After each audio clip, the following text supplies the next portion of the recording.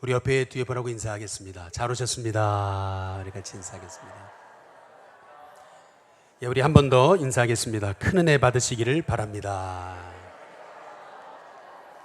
예, 우리 마지막으로 인사하겠습니다. 한 주간도 승리하시기 바랍니다. 우리 같이 인사하겠습니다. 제 후배 목사가 미국에 가기 위해서 미국 대사관에 가서 미국 비자 인터뷰를 하기 위해서 이제 미국 영사를 만났습니다. 근데 이 미국 영사가 우리 친구가 목사라고 그러니까 뜻밖의 질문을 하더라는 것입니다. 그 질문이 뭐냐면 모세 형이 누구냐고 이렇게 물어보더라는 겁니다. 예. 그래서 목사인데 너무 긴장을 해서 생각이 안 나가지고 그래서 이 친구가 뭐라 했냐면 제 형이요? 그랬다는 겁니다. 예. 실화입니다, 여러분 이거. 예. 한 신학교에서 입학 면접을 하는데 교수님이 학생에게 10계명을 외워보라고 이제 그랬답니다. 그런데 이 신학생들도 뭐 10계명 못 외우는 분들 많지 않습니까? 그러다 보니까 아주 땀을 뻘뻘뻘 흘리면서 안절부절하면서 소설을 쓰더라는 거죠. 그러다가 갑자기 벌떡 일어나더니 하는 말이 뭐라냐면 그러면 교수님은 하시냐고 이제 그러더라는 겁니다. 예. 여러분 10계명을 잘 아십니까? 예, 다 외우고 계십니까? 뭐 이렇게 시중에 인터넷 같은 데 뒤져보면은 이 10계명을 쉽게 외우는 방법들이 나와 있습니다.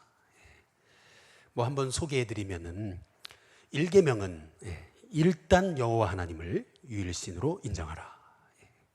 그다음에 2계명은 이상한 우상을 만들지 말라. 그다음에 3계명은 삼가 여호와 이름을 망령되이 일컫지 말라. 4계명은 사업을 핑계로 안식일을 범하지 말라. 5계명은 오만이와 아버지를 공경하라. 6계명은 육신의 생명을 누구의 생명이든 귀히 여겨라. 7계명은 칠보단장한 여인을 조심하라. 8계명은 팔팔한 힘을 남의 것 빼앗는데 쓰지 말라. 9계명은 구라치지 말라. 10계명은 10원이라도 남의 것을 탐내지 말라. 뭐 이런 기억하기 좋게 이렇게 핵심 단어를 통해서 소개한 것도 여러분 들어보셨을 겁니다. 그러나 그럼에도 불구하고 많은 분들이 10계명을 잘 모르죠. 예. 그리고 더욱이 근본 의미는 더 잘 모릅니다. 10계명 하면 선입견이 많죠. 뭐 구약의 율법 정도로 생각하고 또 10계명 하면 지루하다, 고리타분하다, 우리와는 안 맞다. 그래서 10계명 그러면 그게 나와 무슨 상관이냐 이제 이렇게 생각을 합니다. 그런데 하나님이 기독교에 주신 세 가지 축복이 있다 그럽니다. 먼저 첫 번째는 따라해 보겠습니다. 사도신경. 두 번째는 따라해 보겠습니다. 주기도문. 세 번째 따라해 보겠습니다. 10계명. 예, 그래서 우리가 주기도문, 사도신경, 10계명이 이 찬송가 앞뒤로 이렇게 다 기록되어져 있는 것을 볼 수가 있습니다. 올해 우리 일신교회 키워드 하나를 말씀드리라고 한다면 그리스도인의 기본기입니다. 그래서 올해는 계속 기본적인 기초의 말씀만을 가지고 나누고 있습니다. 먼저는 연초에 우리가 그 구원에 관해서 구원의 의미가 뭔지, 그리고 예수님이 누구신지, 그리고 교회란 무엇인지, 그래서 우리는 복음의 기초에 대해서 함께 나누었습니다. 그래서 이제 우리가 그리스도인으로서 이제는 어떻게 살아야 되겠는가라고 하는 그 삶의 모본을 말씀하고 있는 기초 중의 기초가 뭐냐면은 다름 아닌 10계명입니다. 물론 다음 주나 다다음 주는 우리가 맥주절이기 때문에 우리가 절기 설교를 하게 될 것입니다. 그러나 한 12주 정도 그 외의 주간에는 함께 우리가 10계명의 말씀을 통해서 하나님이 내게 말씀하시는 음성이 뭔지, 10계명에 관한 바른 메시지, 바른 음성을 함께 상고해봄을 통해서 우리에게 향하신 그 하나님의 뜻을 우리가 함께 나누었으면 좋겠습니다. 왜 10계명이냐는 거죠. 한번 따라해 보겠습니다. 10계명의 중요성. 오늘은 10계명의 중요성에 관한 말씀만 함께 좀 나누고자 하는데요. 먼저 왜 십계명인가라고 했을 때 그것은 십계명은 예수님 십자가 정신의 아주 기초입니다.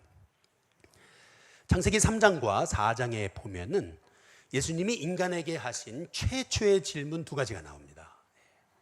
그 첫 번째 질문은 뭐냐면 내가 어디 있느냐라는 질문입니다. 이 질문은 아담이 하나님께 범죄한 다음에 하나님께서 아담을 찾으시면서 하신 말씀이죠.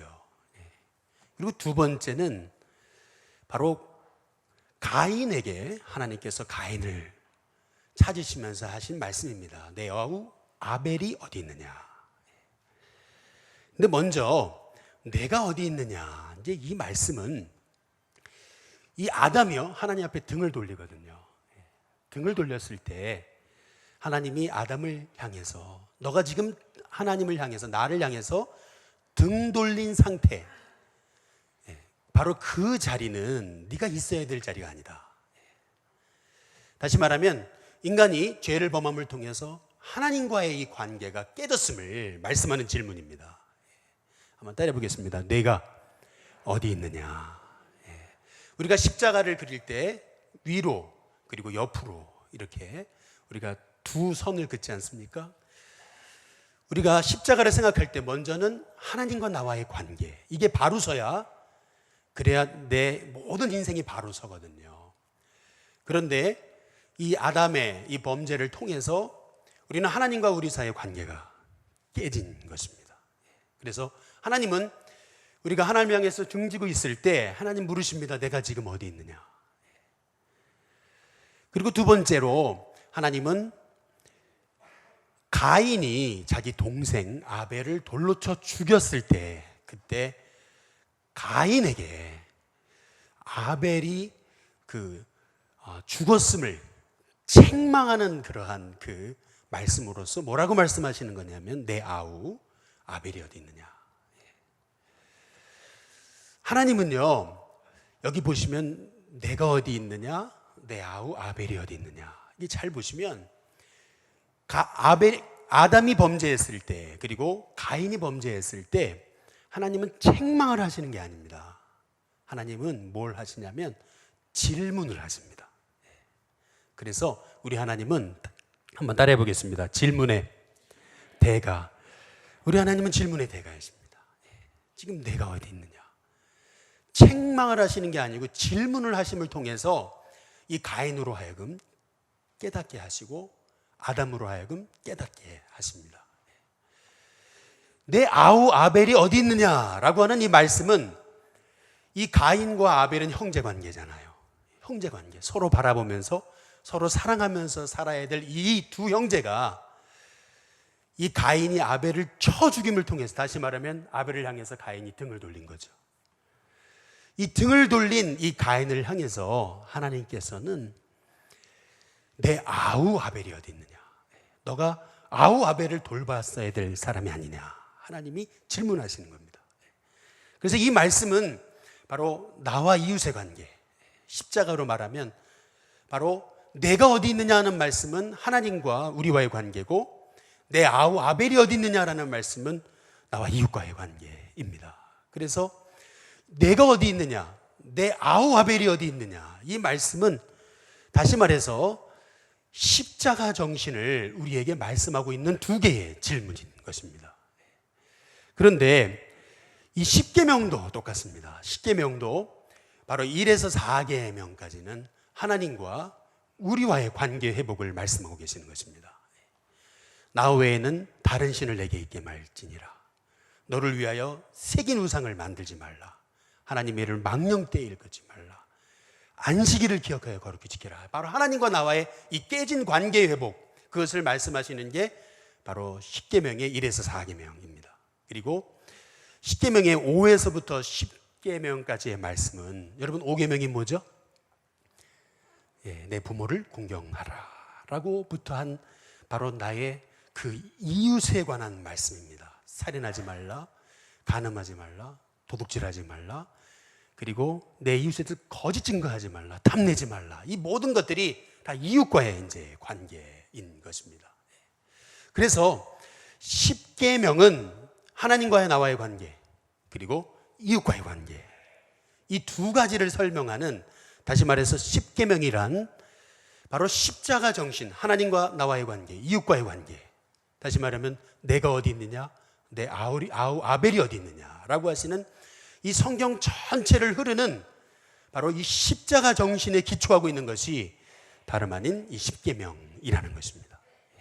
그래서 우리가 십계명 말씀대로 살아간다는 것은 다시 말해서 십자가 정신을 우리의 삶으로 살아낸다라고 하는 것에 의미가 있는 것입니다. 그래서 이 십계명을 깨닫고 십계명 말씀대로 산다는 것이 우리가 얼마나 소중한 일인지 모른다는 것입니다.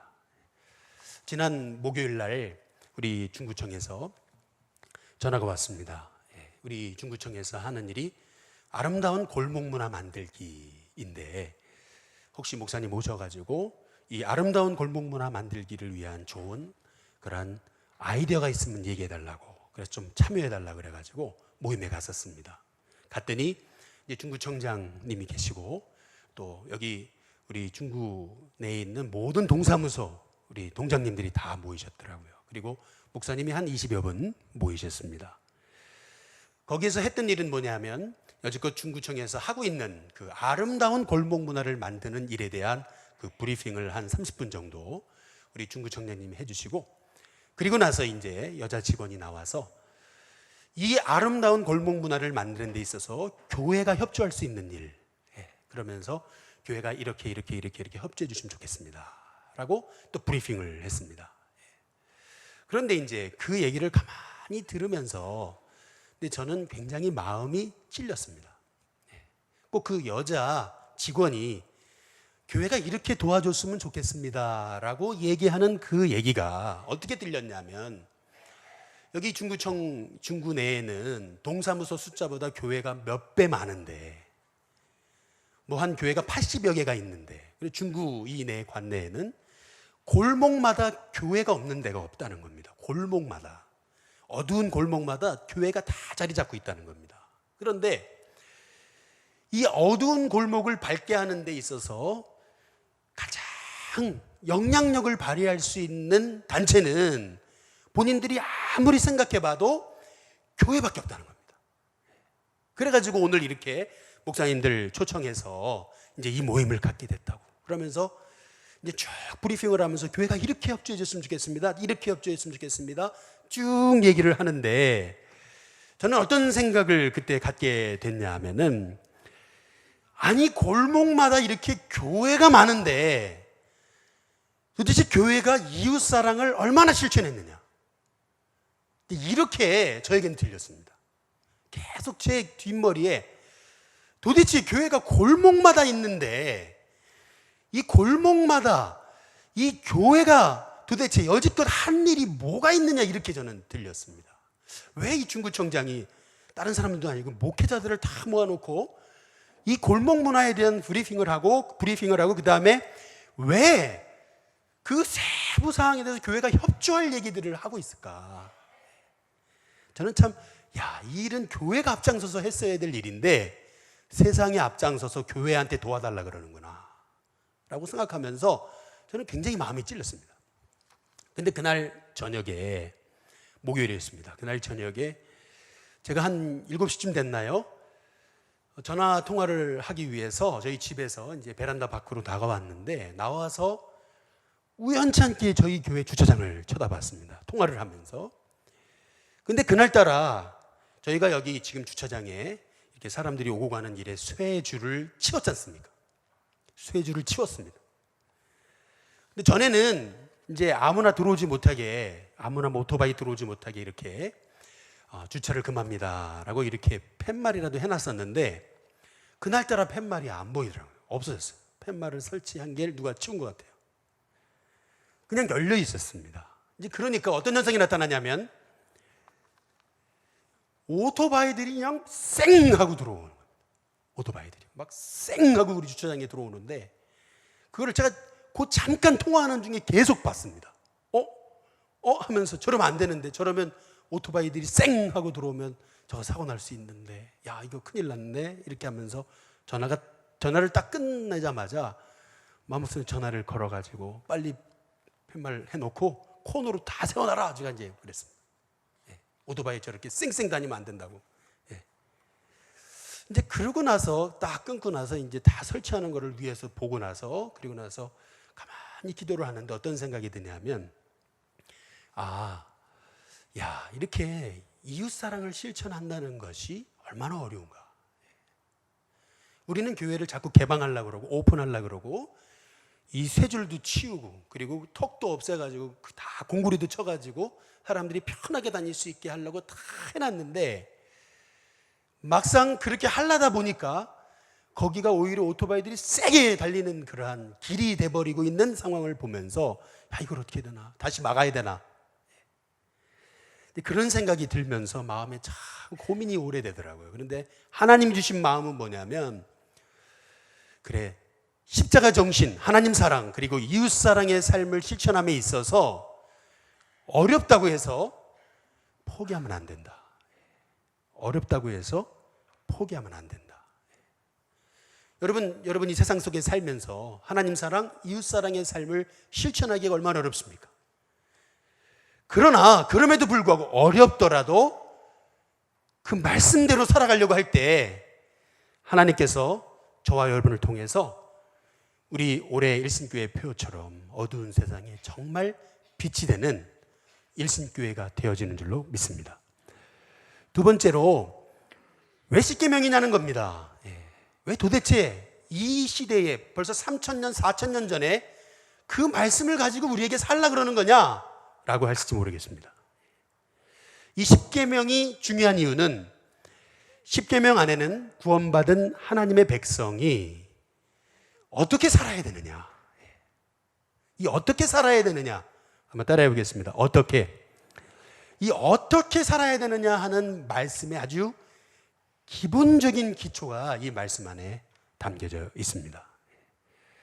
한번 출애굽기 20장 우리 1절에서 2절 말씀 같이 한번 읽어보겠습니다. 같이 읽습니다. 시작. 하나님이 이 모든 말씀으로 말씀하여 이르시되 나는 너를 애굽 땅 종되었던 집에서 인도하여 낸 내 하나님 여호와니라.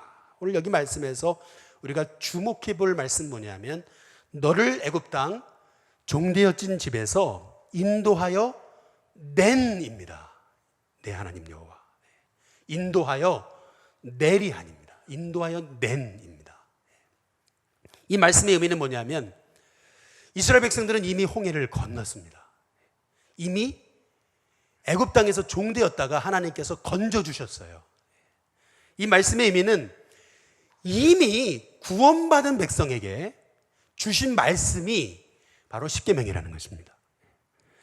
십계명을 지켜야 구원받는 게 아니고, 구원받은 우리가 이제는 세상에서, 광야 같은 세상에서 어떻게 살아야 되느냐라고 했을 때 다름 아닌 이 하나님이 주신 10마디의 말씀을 통해서 우리가 기준과 기초를 삼아서 바로 이 땅에서 구체적으로 하나님의 말씀, 다시 말하면 십자가 정신을 살아내는 하나님의 종들이 돼야 된다는 것을 우리에게 말씀하고 계시는 것입니다. 십계명을 지켜야 구원받는다고 말씀드리는 게 아닙니다. 그게 아니라 구원받은 우리가 이제는 말씀대로 살아가기 위해서 이 10마디의 말씀, 이 말씀을 가지고 내가 내 삶 속에서 하나님의 말씀대로 살려고 몸부림치고 씨름하는 것이 바로 이 십자가의 정신이라는 것입니다. 예를 들어보자면 출애굽기 20장 한번 4절을 보겠습니다. 4절을 보면 같이 읽어보겠습니다. 함께 있습니다. 시작. 너를 위하여 새긴 우상을 만들지 말고 또 위로 하늘에 있는 것이나 아래로 땅에 있는 것이나 땅 아래 물속에 있는 것에 어떤 형상도 만들지 말며. 이게 2계명입니다. 10계명에. 그런데 우리는 이 말씀에서 어떤 형상도 만들지 말라, 여기다가 초점을 맞추거든요. 그래서 우리가 가끔 절에 가면은 어떤 분들이 이제 절 불상을 쓰러뜨리거나 아니면은 거기다가 빨간 십자가로 그려놓거나 이제 그러고 오시거든요.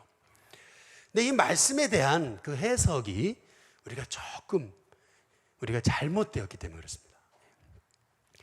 오늘 이 말씀, 출애굽기 20장 4절에서의 말씀에 키워드, 힌트가 되는 말씀은 거기 출애굽기 20장 4절에 너를 위하여 새긴 우상이라고 하는 말씀에 초점이 있습니다. 한번 따라해 보시죠. 너를 위하여 새긴 우상. 여기 보면 너를 위해서 새긴 우상을 만들지 말라. 이 말씀에서 하나님이 말씀하고자 하시는 것이 있다는 겁니다. 김기성 목사님 말씀을 듣다 보니까 저거였구나라고 하는 그 마음의 감동이 있었어요. 여러분과 함께 같이 나누고 싶습니다. 이스라엘 백성들은 애굽에서 노예살이를 했지 않습니까? 그 노예살이를 하면서 여러분 했던 게 뭘까요? 그 이스라엘 백성들이 애굽에서 노예살이를 하면서 그 했을 법한 그 일들을 그 내셔널 지오그래픽에서 아주 그거를 아주 탐구해 놓고 있습니다. 그 제목이 뭐냐면은 이집트의 제국 건설이라고 하는 그러한 다큐멘터리인데요. 혹시 한번 시간 나서 1부, 2부가 있는데 한번 보시기 바랍니다. 유튜브에 들어가셔서. 거기 보면은 그 오벨리스크에 관한 얘기를 합니다. 여러분, 오벨리스크가 뭐죠? 오벨리스크란 약 30m, 40m 되는 큰 돌을 세워서 거기다가 여기다가 이제 글씨를 새긴 거죠. 근데 그 내용은 결국 그 오벨리스크에서 이 이집트의 왕들이 하고자 했던 것은 뭐냐면은 이집트 파라오가 바로 태양신의 후예다. 내가 바로 신과 같은 존재다. 라는 것을 드러내기 위해서 바로 그 어마어마한 그 건축물을 만든 거라 그러지 않습니까?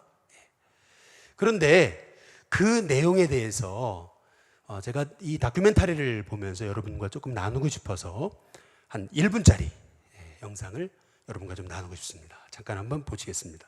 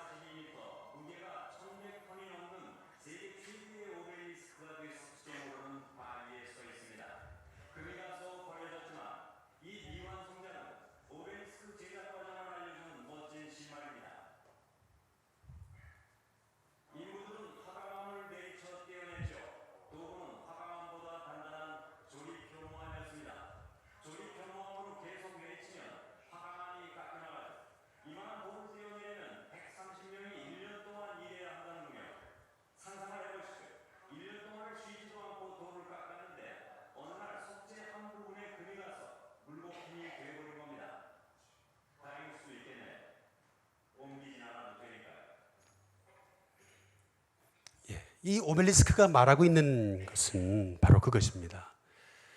너를 위하여 새긴 우상을 만들지 말라. 새긴 우상을 강조하고 있는 그 이유는 뭐냐는 것입니다. 이스라엘 백성들이 저 애굽에서 살면서 노예로 살면서 얼마나 그 애굽 왕의 압제하에서 고통당했습니까? 힘만 생기면 그때부터 시작해서 평생 노예로서 돌을 깨고 또 깨고 또 깨는데 인생이 완전히 다 허비되고 말았습니다. 얼마나 이 이스라엘의 노예들이 이집트에 살면서 얼마나 고통받고 살았습니까? 그런데 이스라엘 백성들이 출애굽했잖아요. 그리고 이제 가나안으로 들어가잖아요. 가나안으로 들어가게 되면 너희들이 절대 하지 말아야 되는 거, 그게 뭐냐 하면 소위 너희들 탐욕 때문에 너희 이름을 내기 위해서 다른 그 힘없는 사람, 그 힘없는 사람을 압제하고 이용하고 그들에게 눈물 흘리는 일을 하게 하지 마라 라고 하는 그러한 뜻이 담겨져 있는 것입니다. 헛된 욕망 때문에, 그 탐심 때문에 수많은 사람들의 삶이 짓밟혀서는 안 된다. 너희들이 노예로서의 살아가던 그 때를 기억하라 라고 하는 의미에서 바로 이 너희를 위해서 새긴 우상을 만들지 말라 라고 말씀하고 계시다는 것입니다. 그래서 이 십계명 안에는 하나님의 그 약자에 대한 그 어려움 당한 사람에 대한 그 안타까운 마음이 하나님께 있다는 것입니다. 우리 출애굽기 20장 한번 25절을 같이 한번 읽어보겠습니다. 같이 있습니다. 함께 있습니다. 시작. 내가 내게 돌로 제단을 쌓거든 뭐 하지 말라고요? 다듬은 돌로는 쌓지 말라.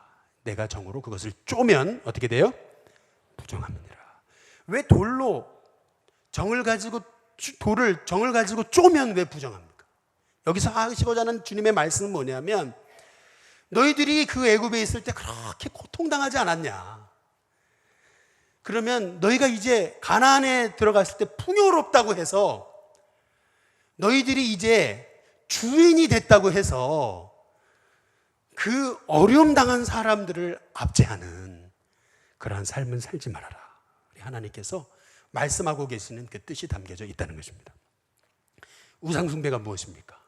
우상숭배란 따라해 보겠습니다. 우상숭배는 탐심이다. 결국 탐심 때문에 결국 자기를 무너뜨리는 거고 또 많은 영혼의 삶을 짓밟는 것이라는 것입니다. 한번 이것을 솔로몬에게 적용을 해본다면요. 여러분 솔로몬이 무너진 이유가 무엇입니까? 열왕기상 한번 9장 15절 말씀 같이 한번 읽어보겠습니다. 한번 같이 있습니다. 함께 있습니다. 시작. 솔로몬 왕이 역군을 일으킨 까닭은 이러하니 여호와의 성전을 짓고 감사하고 만족했어야 되는데 그 다음 어떻게 돼요? 자기 왕궁을 지어요. 뭐 왕궁까지는 지을 수 있습니다. 그러나 어떻게 해요? 밀로를 짓고 예루살렘 성을 짓고 하소를 무깃돌을 그리고 게벨을 건축합니다. 솔로몬은 처음에는 하나님의 성전을 짓겠다는 순수한 마음으로 성전을 짓습니다. 순수했습니다. 마음이. 그러나 성전을 짓고 자기 왕궁을 짓고 점점점 어떻게 됩니까? 자기 마음에 탐심이 들어옵니다. 그러더니 결국 수많은 노예를 끌어다가 수많은 사람들을 압제하기 시작합니다. 수많은 사람을 압제하기 시작한 결과 결국 솔로몬 이후 이스라엘은 둘로 갈라집니다. 이 성경이 말하고 있는 것은 무엇입니까? 하나님이 왜 솔로몬에게 풍요의 복을 주셨습니까? 탐심을 가지고 우상을 숭배하라고요? 그거 아닙니다. 하나님이 솔로몬에게 복을 주신 이유는 나누라고. 그의 받은 복을 가지고 수많은 어려운 사람을 섬기라고 주셨는데 이 하나님의 말씀, 너를 왜 새긴 우상을 만들지 말라. 이 말씀 하나가 그의 삶에는 적용되지 않은 것입니다. 우리가 십계명을 묵상하다 보면 이제 말씀 안에 담긴 주님의 마음을 읽게 됩니다. 그러면서 저는 저와 여러분이 말씀을 아는 데서 그치는 것이 아니라 하나님의 말씀을 정말 순종함을 통해서 그 말씀대로 살아내는 우리 일신교회 성도님들 될 수 있기를 주님의 이름으로 축복합니다. 옆에 우리 뒤에 분하고 인사하겠습니다. 말씀대로 사시길 바랍니다. 우리 같이 인사하겠습니다. 이제 마지막으로 왜 십계명인가라는 것입니다.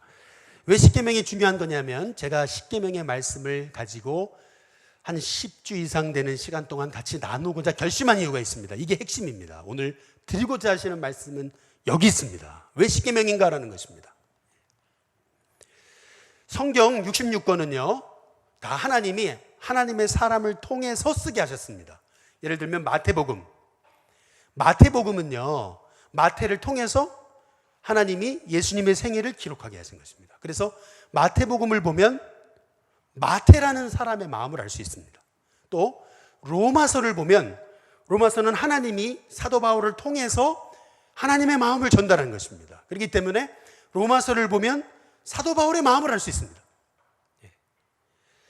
그런데 이 십계명은 하나님이 우리에게 성경 66권 중에서 유일하게 하나님 직접 주신 말씀입니다. 직접. 통해서 주지 않으셨습니다. 직접 주셨습니다. 따라서 우리가 이 십계명의 말씀을 묵상하고 이 말씀을 바로 깨닫고 또 이 말씀의 의미를 바로 나의 삶에 적용하기 시작하면 어떤 현상이 나타나냐면 이 말씀을 통해서 바로 하나님의 마음을 알아가고 하나님의 마음을 알아가게 되면서 결국 어떤 현상이 나타나냐면 한번 따라해 보겠습니다. 하나님은 살아계시다. 하나님은 살아계시다라는 것을 알게 됩니다. 핵심은 거기 있습니다. 왜 십계명이라는 10마디의 말씀을 가지고 함께 말씀의 은혜를 나누고자 하는 거냐면 이 말씀을 통해서 단지 여러분에게 율법으로 얽매이기 위해서 여러분에게 말씀을 드리는 게 아닙니다. 이 말씀을 통해서 이 말씀을 묵상하다 보면 하나님 내게 주신 말씀, 직접 주신 말씀이기 때문에 이 말씀을 묵상하는 가운데 우리는 하나님 마음을 알게 되고 하나님 이런 분이시구나, 하나님의 뜻을 알게 되고, 그러면서 우리 다시 한번 따라 보겠습니다. 하나님은 살아계시다. 정말 살아계시다. 하나님은 말씀대로 살아갈 때 그 말씀대로 살아가는 하나님의 종들의 삶 속에 역사하시는 분이구나, 하나님 살아계시구나 라고 하는 것을 깨닫게 되기 때문에, 저는 10주간에 걸쳐서 이제 10계명의 말씀을 나눌 때 저는 여러분 다 잃어버리셔도 좋습니다. 다 잊어버리셔도 좋는데 한 가지 말씀만 기억했으면 좋겠습니다. 한번 따라해 보겠습니다. 하나님은 살아계시다. 여러분, 그것이 여러분께 믿어지고 깨달아지는 은혜가 있게 되기를 주님의 이름으로 축복합니다. 우리 옆에 분은, 뒤에 분을 한 번 더 인사하겠습니다. 하나님 살아계십니다. 부흥사 목사님들 뭐 이렇게 얘기하시더라고요. 한 번 더 이렇게 해보겠습니다. 하나님 시퍼렇게 살아계십니다. 네, 한번 인사해 보겠습니다. 여러분, 여기 보시면 이게 이제 제 아들이 그린 그림입니다. 제 아들이 그린 그림인데요. 제가 허락도 안 받고 제가 떼왔습니다. 냉장고에서. 냉장고에 붙여 있던 건데, 이게 뭘 그린 거냐면 자기를 그린 겁니다. 자기를, 자기 얼굴을. 또 닮았어요? 얼굴 아시는 분도 똑 닮았다 그러시네. 그런데 저는 이 사진을, 그 냉장고를 쳐다볼 때마다, 볼 때마다 어떤 생각이 드냐면, 제 아들이 생각납니다. 이 그림을 보면. 왜요? 누가 그렸기 때문에요? 제 아들이 직접 그렸기 때문에 그렇습니다. 또 여러분, 이 예술 작품은 뭐냐면 우리 교회 김수봉 집사님 만드신 겁니다. 이게 뭐냐면 해고요. 이게 방파제입니다. 이게 테트라포트입니다. 그런데 이게 뭐냐면 갈매기 6마리입니다. 이분의 작품에는 늘 갈매기, 이렇게 갈매기 6마리가 늘 자리하고 있습니다. 갈매기가 무엇을 의미하느냐 물어봤더니 가족이랍니다. 가족. 그래서 늘 가족을 생각하는 이분의 마음이 이 그 예술 작품에 들어 있습니다. 이게 뭐냐 그랬더니 떠오르는 해래요. 떠오르는 해. 떠오르는 해에 이 바다에 이 방파제에 6마리의 이제 갈매기가 있는데, 아무리 저는 그렇게 해석하고 싶습니다. 떠오르는 해라도 가족이 없다면. 그래서 저는 이분의 그 예술 작품을 보면서 이분은 참 가정을 소중히 여기는 분이구나 라고 하는 그런 생각을 갖게 됐습니다. 마찬가지로 여러분이 십계명의 말씀을 묵상하다 보면 하나님 직접 주신 말씀이잖아요. 이게 그냥 과거에 그냥 약 3,000년 이상 전에 주신 말씀이 아닙니다. 이거는요, 여러분에게 지금 하나님의 마음을 알려주시고자 하나님이 직접 계시하신 말씀입니다. 따라서 이 말씀을 여러분들이 하나둘씩 그 담겨진 구체적인 의미를 여러분이 깨닫기 시작할 때, 막연하게 깨달으면은요, 막연하니까 우리의 마음에 자꾸 십계명을 묵상할수록 배타적인, 이웃을 미워하는 마음이 생겨지는 거예요. 말씀 그대로, 말씀에 약속하신 그 하나님의 말씀을 제대로 깨닫게 되면 하나님 사랑, 이웃 사랑의 삶이 내 삶에서 우러나옵니다. 그래서 저는 우리 일신교회 성도님들이 이 십계명의 말씀을 묵상하는 가운데 정말 하나님의 마음을 깨달아 알았으면 좋겠습니다. 그리고 그 하나님의 마음은 딱 한마디로 요약한다면 사랑이라는 것을, 결국 이 사랑으로 모든 율법의 마침표가 찍혀졌음을, 사랑이 없으면 아무것도 아니라는 것을 저는 우리 신교회 성도님들이 이 십계명의 말씀을 묵상하는 가운데 다른 건 다 잊어버려졌습니다. 하나님 살아계시구나, 정말 하나님 말씀을 통해 말씀하시는구나 라고 하는 그 가장 중심이 여러분 가운데 세워지는 은혜가 있게 되기를 주님의 이름으로 축복합니다. 기도하겠습니다.